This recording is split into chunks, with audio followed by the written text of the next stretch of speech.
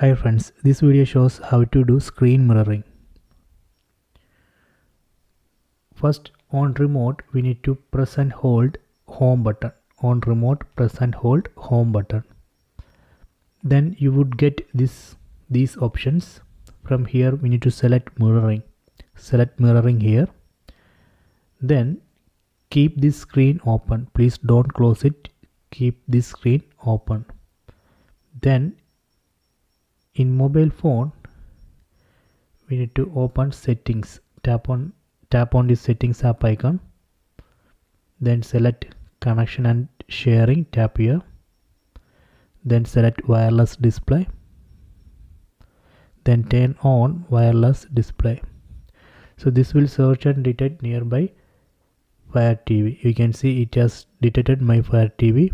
Tap on this name. Now it's connecting. Please wait.